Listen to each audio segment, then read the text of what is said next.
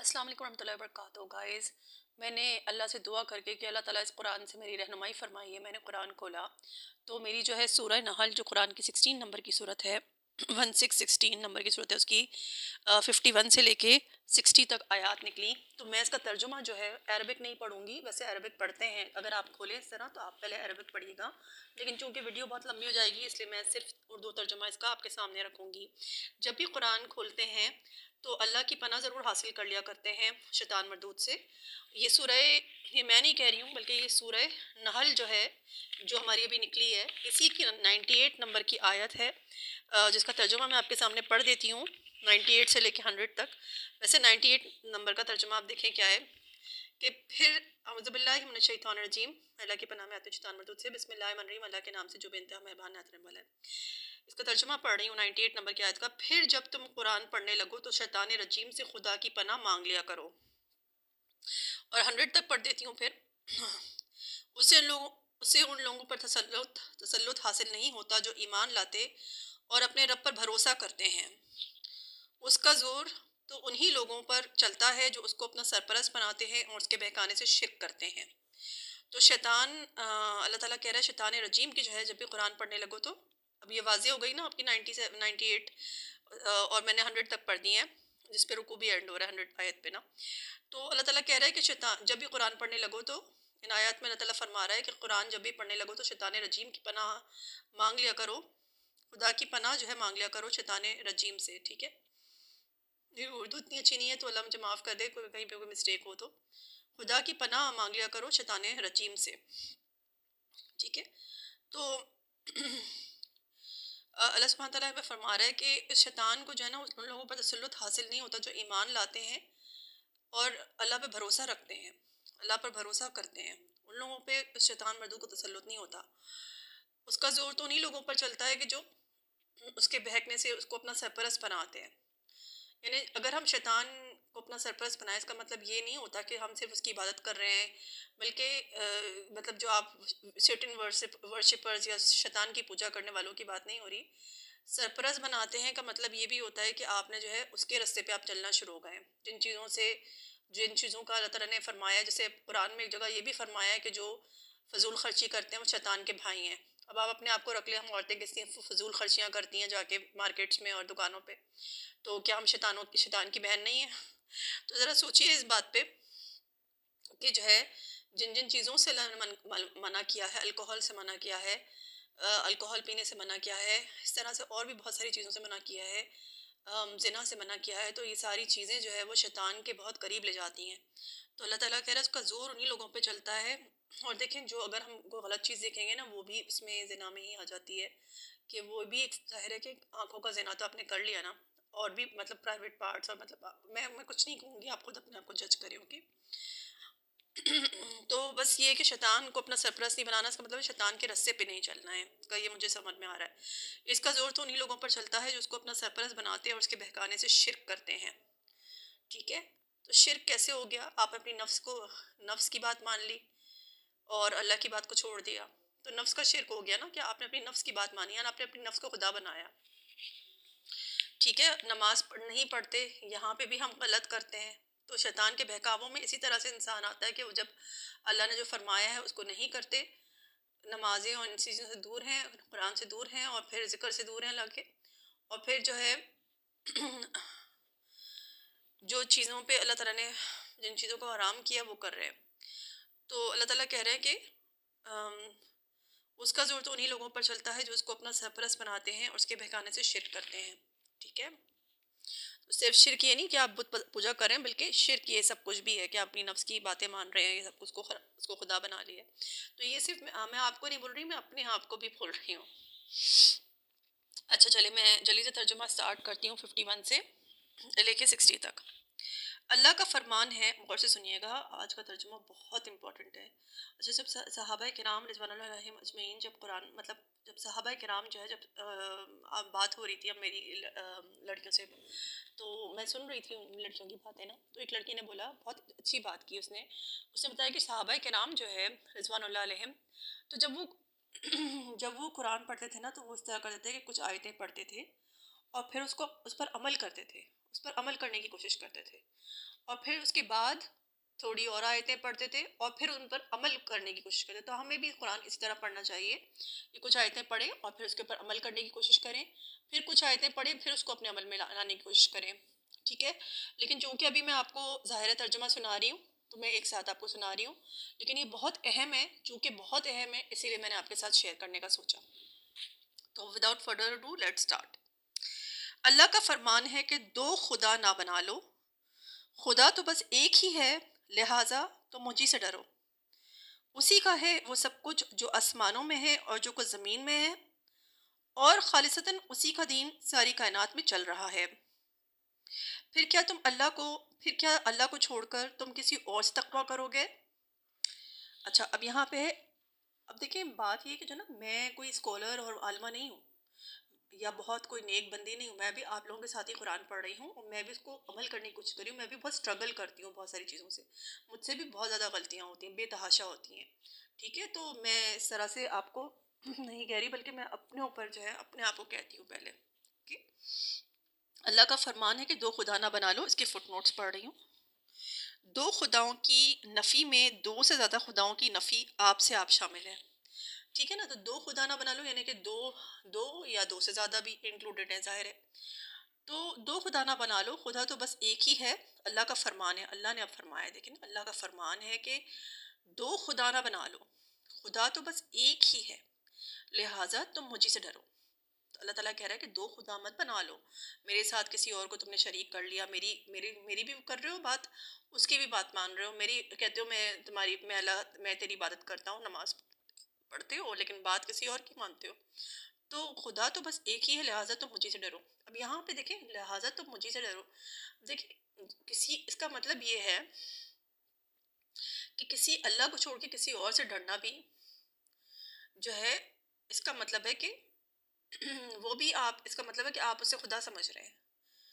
دیکھیں نا, ایک تو فطرتاً جیسے ہمیں سانپ بچھو چھپکلیاں سے ڈر لگتا ہے, لیکن ایک یہ ہے کہ ہم کسی سے اتنا ڈرتے ہیں, ہم لوگوں سے ڈرتے ہیں, خوفزدہ ہوتے ہیں کہ ہائے ہماری ریپوٹیشن خراب نہ ہو جائے, ہائے ہمارا امیج خراب نہ ہو جائے, یا ہائے ہم برے نہ لگ جائیں لوگوں کے آگے.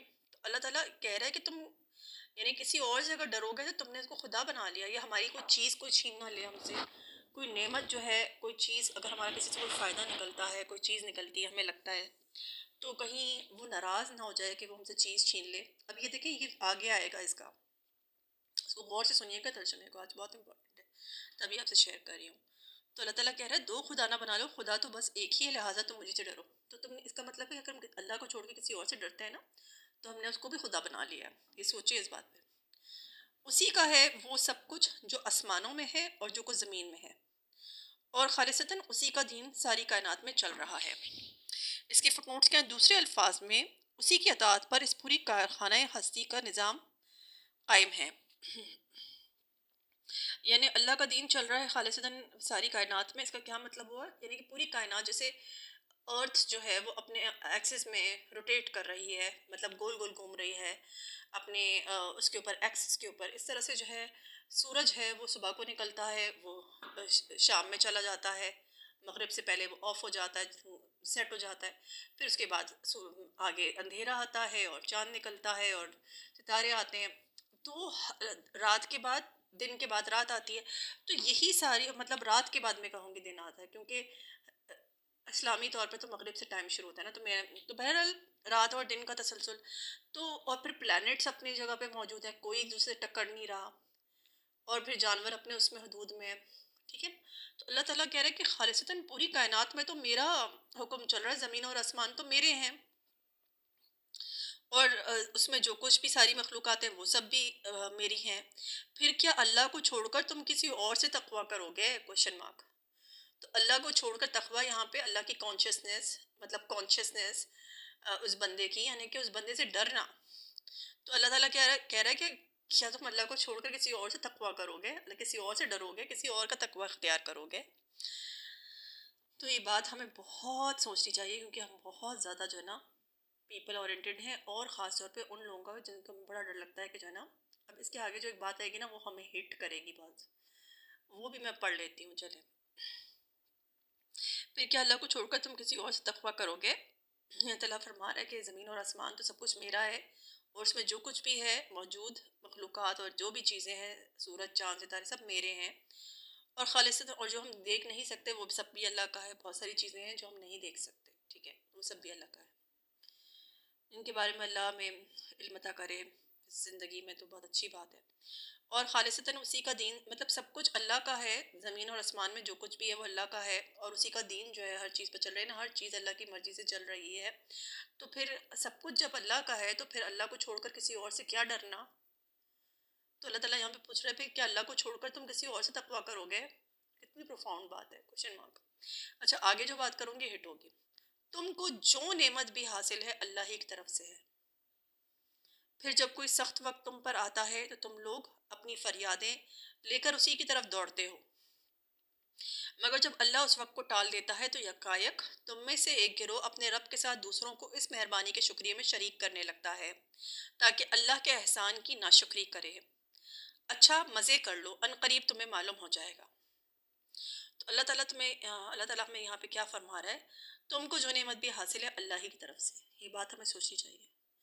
اگر کوئی ہمیں کچھ دے بھی دیتا ہے، کوئی کسی سے ہمیں کوئی فائدہ نکلتا ہے، تو اس کا یہ مطلب نہیں کہ اس بندے نے ڈائریکٹلی، دیکھیے اللہ تعالیٰ اپنے بہت سارے کام لوگوں کے ذریعے لیتا ہے، ٹھیک ہے، ہم نے صدقہ دیا، ہم اب بیمار ہوئے، ہم نے صدقہ نکالا، ٹھیک ہے نا، اب آگے والا تو ہمیں دیکھے گا کہ میں نے اسے دیا ہے، وہ یہ نہیں دیکھے گا کہ اللہ نے اسے پہنچایا ہے رزق، ٹھیک ہے نا، بہت ساری چیزیں ہوتی ہیں جو اللہ کرتا ہے، اور ہم جو ہے لوگوں کے، کیونکہ دیکھیں نا بہت سارے لوگ ہمیں بہت ڈس اپوائنٹ بھی کرتے ہیں۔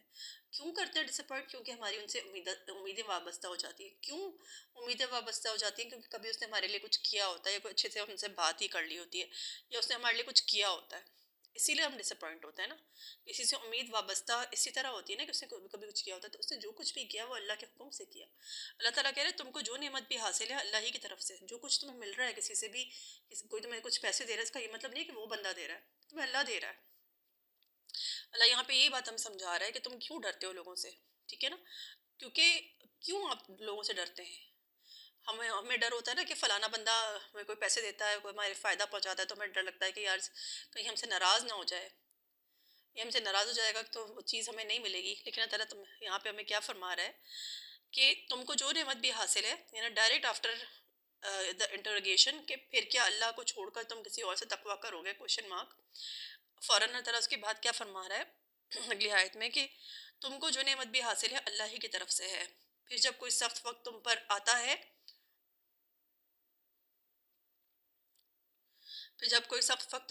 ہے، تو تم لوگ خود اپنی فریادیں لے کر اسی کی طرف دوڑتے ہو، مگر جب اللہ اس وقت کو ٹال دیتا ہے تو یکایک تم میں سے ایک گروہ اپنے رب کے ساتھ دوسروں کو اس مہربانی کے شکریہ میں شریک کرنے لگتا ہے تاکہ اللہ کے احسان کی ناشکری کرے۔ تو اب یہاں پہ کیا بات ہے؟ ہمیں سمجھ میں کیا، آپ کو سمجھ میں آ رہا ہے کہ یہاں پہ کیا بات اللہ تعالیٰ نے کی ہے؟ کہ جب مشکل وقت آتا ہے، جب کوئی سختی آتی ہے، تو ظاہر ہے کہ ہم اللہ تعالیٰ کی طرف ہی اپنی فریادیں لے کے بھاگتے ہیں۔ جب ہر طرف سے امید ختم ہو جاتی ہے ہماری، تو ہم کیا کرتے ہیں؟ پہلے تو ہم خوب شرک کرتے ہیں، ادھر بھاگتے ہیں، ادھر بھاگتے ہیں، ادھر بھاگتے ہیں، لیکن جب کہیں سے کچھ نہیں ملتا تو کیا ہوتا ہے کہ اللہ کی طرف دوڑتے ہیں۔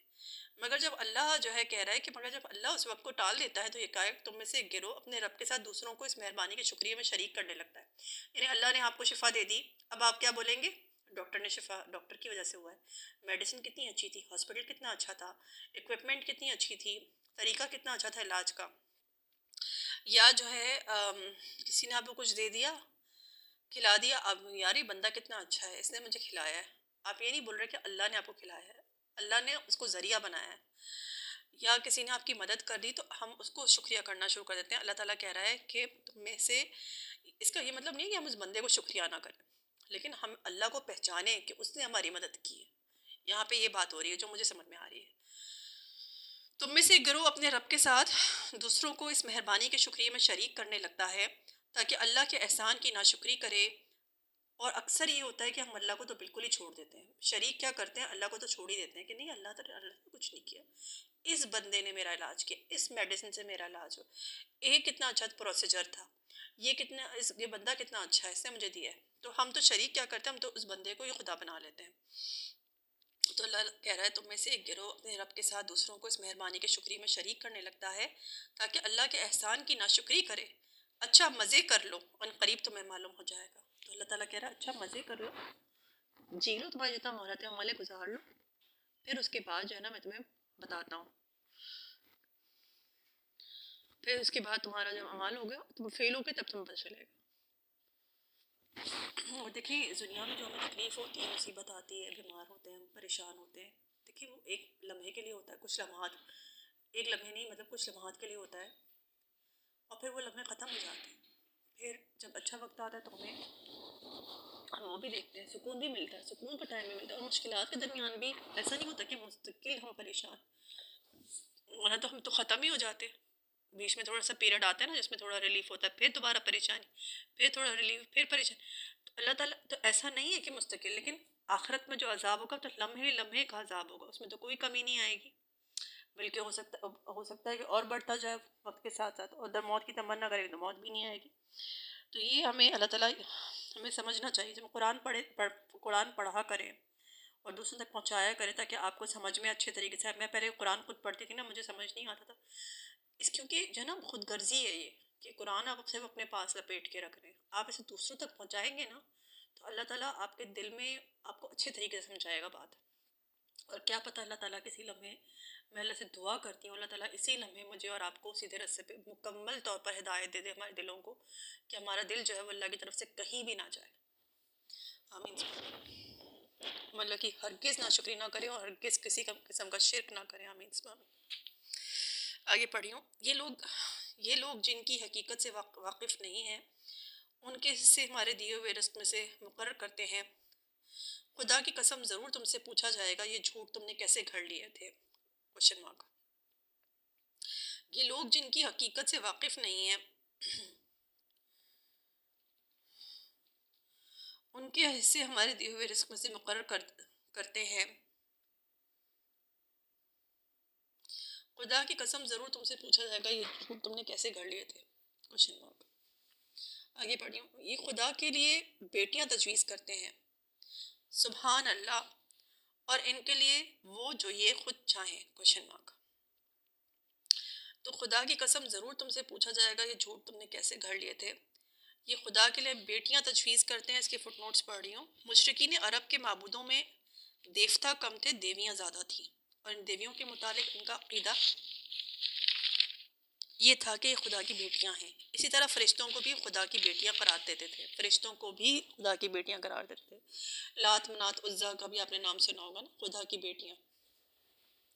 تو کہہ رہے ہیں کہ جو ہے نا یہاں پہ اللہ تعالیٰ بتا رہا ہے کہ خود تو اتنا شرم سے مر جاتے تھے جب بیٹیاں ہوتی تھیں، چہرہ سیاہ ہو جاتا تھا، ڈر کے مارے بولتے تھے کہ مر جاؤں کہ میں اس بیٹی کو گاڑ دوں یا اس کو کیا کروں، میں شرم کے مارے مر جاؤں. تو وہ بیٹی کو جو ہے زندہ گاڑ دیتے تھے. تو اللہ تعالیٰ کہہ رہا ہے یہاں پہ یہ بات کر رہا ہے کہ اللہ کے لیے تم نے بیٹیاں کی ہیں اور خود اپنے لیے بیٹے کرتے ہو. تو یہ والی بات ہے. یہ خدا کی اور مطلب فیمیلز کو، مطلب یہ نہیں کہا، فیمیلز کو یہ کہا ہے کہ اللہ کے لیے بیٹیاں تم نے تجویز کی ہیں اور خود جو ہے اپنے آپ کے لیے جو ہے وہ بیٹے تم کرتے ہو. مطلب تم نے خدا کو ایک طرح سے جو ہے نا نیچے کرنے کی کوشش کی. not because of the girls but because of what they do actually, what is their own mindset actually. تو یہاں پہ میں بتا رہی ہوں، یہاں پہ پڑھ رہی ہوں کہ خدا کے لیے بیٹیاں تجویز کرتے ہیں. سبحان اللہ. اور ان کے لیے وہ جو یہ خود چاہیں. جب ان میں سے کسی کو بیٹی کے پیدا ہونے کی خوشخبری دی جاتی ہے تو اس کے چہرے پر کلونس چھا جاتی ہے اور وہ بس خون کا سا گھونٹ پی کر رہ جاتا ہے. لوگوں سے چھپتا پھرتا ہے کہ اس بری خبر کے بعد کیا کسی کو منہ دکھائے. سوچتا ہے کہ ذلت کے ساتھ بیٹی کو لیے رہے یا مٹی میں دبا دے. دیکھو کیسے برے حکم ہیں جو یہ خدا کے بارے میں لگاتے ہیں. بری صفات سے متصف کیے جانے کے لائق تو وہ لوگ ہیں جو آخرت کا یقین نہیں رکھتے. رہا اللہ تو اس کے لیے سب سے برتر صفات ہیں، وہی تو سب پر غالب اور حکمت میں کامل ہے. ٹھیک ہے. اب یہاں پہ ہم کیا پڑھے ایکچولی جو ہے نا، یہ جو 51 سے جو آیات ہے نا، بیسیکلی یہ نیا رکوع شروع ہو رہا ہے. اس کے پہلے جو رکوع تھا نا وہ 50 پہ ختم ہو گیا تھا اور اس پہ سجدہ بھی تھا. تو ہم ایک نئے رکوع سے شروع ہیں، یعنی 51 سے شروع ہیں اور 60 پہ رکوع بھی ختم ہو گیا ہے. ٹھیک ہے نا. تو بہرحال یہاں پہ اللہ تعالیٰ کیا فرما رہا ہے کہ ظاہر ہے وہی جو میں نے بات کی کہ کالا ہو جاتا تھا، اس کا سیاہ پڑ جاتا تھا رنگ، خون کے گھونٹ پی کے رہ جاتا تھا. سوچتا تھا کہ بیٹی پیدا ہوئی ہے تو اس کو ذلت کے ساتھ اپنے ساتھ لے لے، ذلیل ہو جائے گا وہ، تو ذلت کے ساتھ اس کو زندہ رکھے اپنے ساتھ، ذلیل ہو کے رہے. لوگوں کے سامنے ذلیل ہو جائے یا مٹی میں دبا دے؟ Question mark. دیکھو کیسے برے حکم ہیں جو خدا کے بارے میں لگاتے ہیں. اس کے کیا فٹ نوٹس ہیں. یعنی اپنے لیے جو جس بیٹی کو یہ لوگ اس قدر ننگ و عار سمجھتے ہیں اسی کو خدا کے لیے بلا تعطل تجویز کر دیتے ہیں. ٹھیک ہے. It's about their actions attitude actually. کیونکہ بیٹی تو اللہ کی طرف سے ہوتی ہے کہ اور اللہ تعالیٰ کسی کو کیا حقیر چیز دے گا. بیٹی کو تو اللہ تعالیٰ نے رحمت کہا ہے. ٹھیک ہے نا. آگے پڑھی ہوں. لیکن ان کا جو ایک طرز عمل تھا ذلت والا ذلیل قسم کا کہ بیٹیوں کے ساتھ اس طرح کا سلوک کرنا کہ وہ ایک ذلیل چیز ہیں خود ذلت. تبھی تو ذلت میں مبتلا ہوں گے نا. یا ان کو دفنا دیں یا ذلت سے ان کو لے رہے. تبھی تو زندہ دبا دیا کرتے تھے اپنی بیٹیوں کو. تو اللہ کیا فرما رہا ہے یہاں پہ کہ بری صفات سے متصف کیے جانے کے لائق تو وہ لوگ ہیں جو آخرت کا یقین نہیں رکھتے. جو کافر ہیں جو انکار کرتے ہیں آخرت کا انکار کرنے والے کافر تو ہے نا. اگر دیکھیں ہم اپنے آپ کو اگر مسلمان کہیں اور ایکشنز میں اگر ہم کافر ہیں کہ ہمیں آخرت کا یقین نہیں ہے تبھی تو ہمارے ایکشنز ایسے ہیں. ورنہ اگر ہم آخرت کا یقین ہوتا اور وہاں پہ ہمیں نعمتوں کا اور سب کا یقین ہوتا تو ہمارے ایکشنز کچھ اور ہوتے. ہم تو بڑے لالچی ہیں دنیا میں کہ ہر نعمت ہمیں مل جائے. تو آخرت میں کیوں ہم لالچی نہیں ہیں؟ اس کا مطلب ہے ہمارا ایمان کمزور ہے. تو بری صفات سے متصف کیے جانے کے لائق تو وہ لوگ ہیں جو آخرت کا یقین نہیں رکھتے. رہا اللہ تو اس کے لیے یعنی بری صفات تو ان کے لیے ہیں. بری چیزیں تو ان کے لیے ہیں جو آخرت پر ایمان نہیں رکھتے جو ایک کافر ہیں. ٹھیک ہے. یہی لوگ جو اس طرح کی حرکتیں کرتے ہیں کہ بیٹیوں کو برا سمجھتے ہیں اور اللہ کی بیٹیاں ان کو بنا دیتے ہیں. اچھا رہا اللہ تو اس کے لیے سب سے برتر صفات ہیں وہی سب پر غالب اور حکمت والا ہے.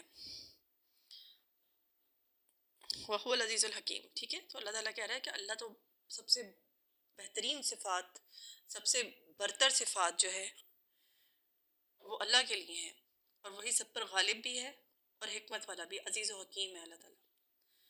حکمت بھی اللہ کے پاس ہے اور غالب بھی وہی ہے. تو یہ پیج اتنا امپورٹنٹ ہے. یہاں پہ کو اینڈ ہوتا ہے ہماری آیات ختم ہوتی ہیں ترجمہ 51 سے لے کے 60 تک. رکو شروع بھی یہیں سے ہوتا ہے 51 سے اور ختم یہی 60 پر ہوتا ہے. تو آج کی باتوں پہ ہمیں ضرور پونڈر کرنا چاہیے کہ کیا ہم واقعی اللہ کے علاوہ اور بھی لوگوں سے ڈرتے ہیں. تو ہم کیوں نہیں سوچتے یہ بات کہ زمین اور آسمان کا مالک تو اللہ ہے اور سب کچھ تو اللہ نے پیدا کیا ہے اور زمین اور آسمان میں جو سب کچھ ہے وہ تو اللہ کا ہے اور ہر چیز اللہ کی مرضی سے ہو رہی ہے. دن اور رات ہم زندہ ہیں ہمارا دل دھڑک رہا ہے ہماری سانس چل رہی ہے ہر چیز تو اللہ کی مرضی سے چل رہی ہے. تو پھر ہم اللہ کو چھوڑ کر کسی اور سے کیسے ڈر رہے ہیں؟ ہم کیسے خوفزدہ ہو رہے ہیں؟ وہ کیا کر رہا ہے جس سے آپ ڈر رہے ہو وہ کیا کر رہا ہے؟ وہ تو اپنی سانس بھی خود نہیں لے سکتا. وہ تو ابھی مر جائے ابھی اگر اللہ کا حکم ہو تو. اگر اللہ اسے چھوڑ جائے تو ابھی مر جائیں ہم لوگ. کیونکہ اللہ کی مرضی سے اللہ کی مدد سے ہم چل رہے ہیں ہماری سانس چل رہی. اگر اللہ ہماری مدد کرنا چھوڑ دے گا تو سانس ہی نہیں چلے گی تو ہم اسی وقت مر جائیں گے. تو لمحہ لمحہ ہم اللہ کے شکر گزار بننے چاہیے. لمحہ لمحہ ہم اللہ کے قرضدار ہیں اس کی نعمتوں کے پھر بھی ہم شکر نہیں ادا کرتے. کتنی شرم کی بات ہے کہ ہم لوگ ایسا کرتے ہیں. اللہ ہمیں نیک توفیق دے. تو